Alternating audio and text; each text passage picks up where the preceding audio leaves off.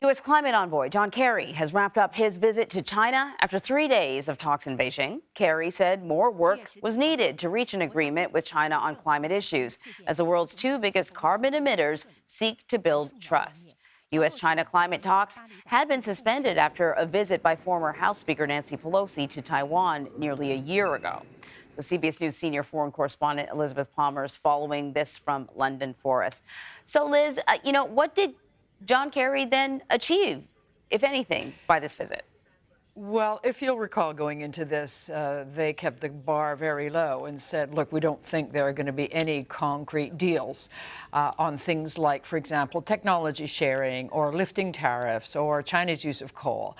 But it has definitely got the ball rolling at a high level again for talks to continue. They had been suspended after Nancy Pelosi visited Taiwan, if you'll recall, and then resumed in November.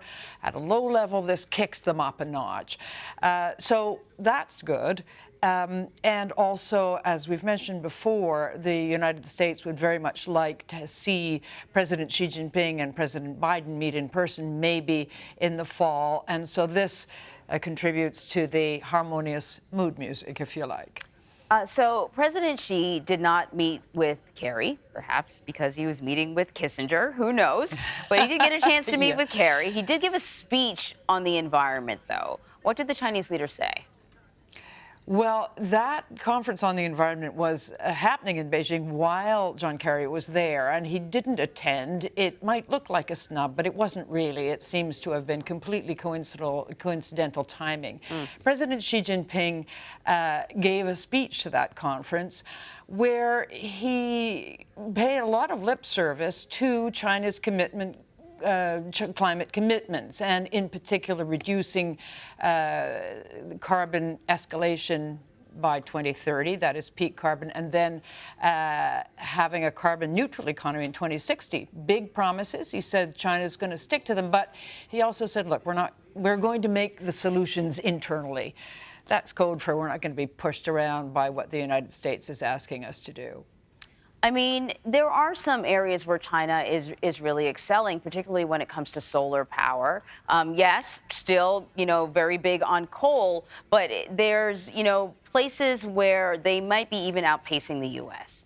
Kerry has expressed, when it comes to green energy, John Kerry has said that he would like to see China and the U.S. come to some sort of climate agreement or issue or settle some of their issues before COP28, which is the massive climate conference.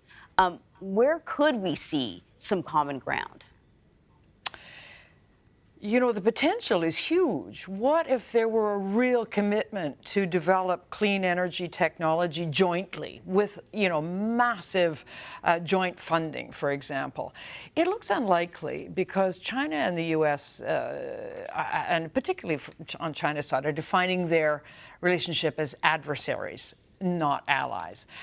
But coming into COP28, both sides could probably score major political points with their own voters or their own population if they looked like leaders. They're the biggest emitters.